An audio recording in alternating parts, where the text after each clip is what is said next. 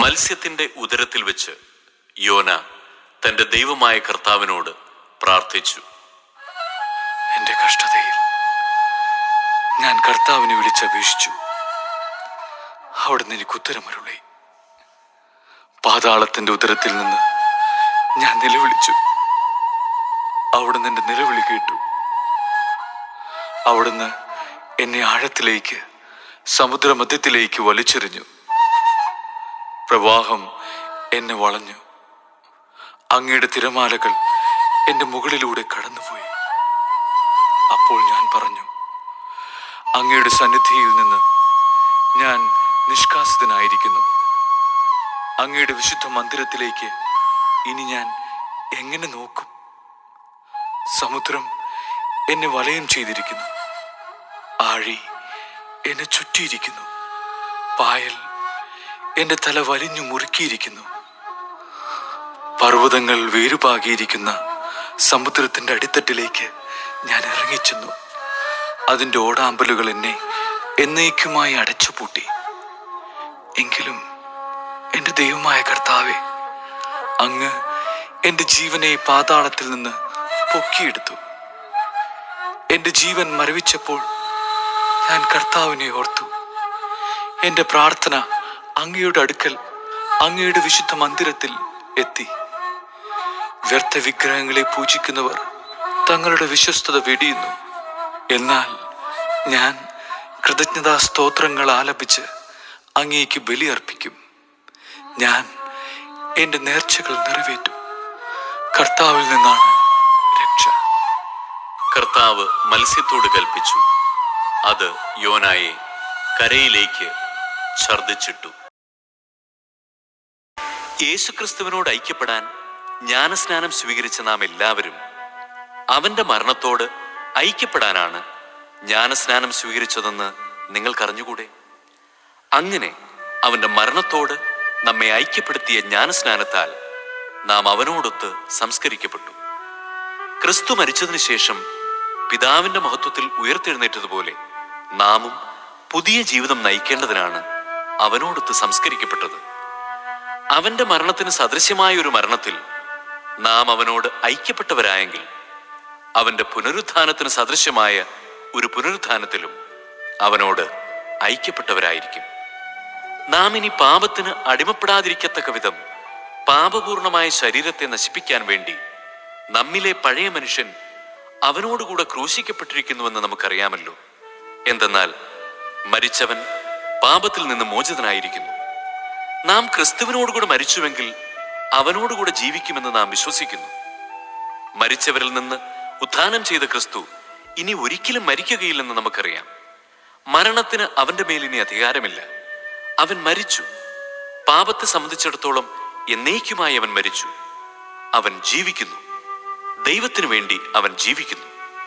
അതുപോലെ നിങ്ങളും പാപത്തെ സംബന്ധിച്ചിടത്തോളം മരിച്ചവരാണെന്നും യേശുക്രിസ്തുവിൽ ദൈവത്തിനു വേണ്ടി ജീവിക്കുന്നവരാണെന്നും അറിഞ്ഞുകൊള്ളുവിൻ.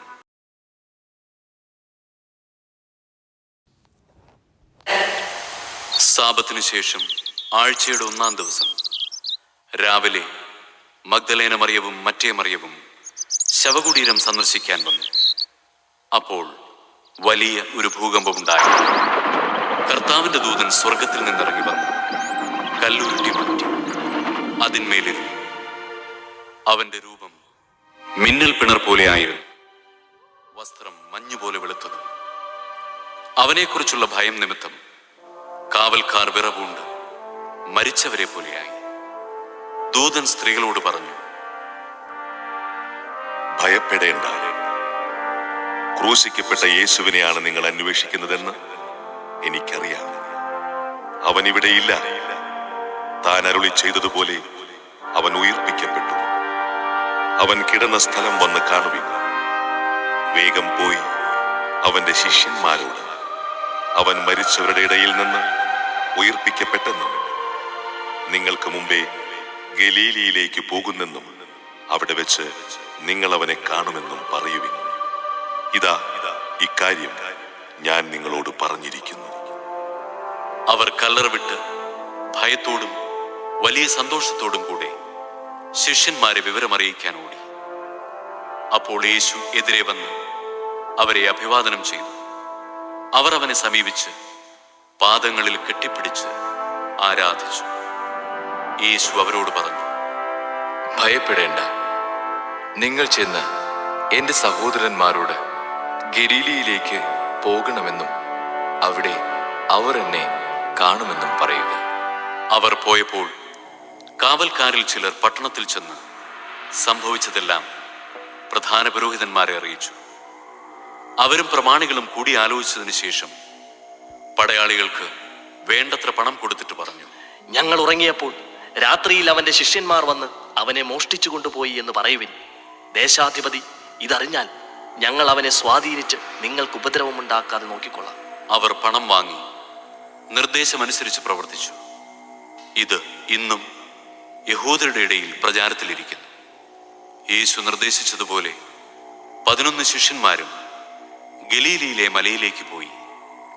അവനെ കണ്ടപ്പോൾ അവർ അവനെ ആരാധിച്ചു. എന്നാൽ ചിലർ സംശയിച്ചു. യേശു അവരെ സമീപിച്ച് അരുളി ചെയ്തു, സ്വർഗത്തിലും ഭൂമിയിലുമുള്ള എല്ലാ അധികാരവും എനിക്ക് നൽകപ്പെട്ടിരിക്കുന്നു. ആകയാൽ നിങ്ങൾ പോയി എല്ലാ ജനതകളെയും ശിഷ്യപ്പെടുത്തുവിൻ. പിതാവിന്റെയും പുത്രന്റെയും പരിശുദ്ധാത്മാവിന്റെയും നാമത്തിൽ അവർക്ക് ജ്ഞാനസ്നാനം നൽകുവിൻ. ഞാൻ നിങ്ങളോട് കൽപ്പിച്ചവയെല്ലാം അനുസരിക്കാൻ അവരെ പഠിപ്പിക്കുവിൻ. യുഗാന്തം വരെ എന്നും ഞാൻ നിങ്ങളോടുകൂടെ ഉണ്ടായിരിക്കും.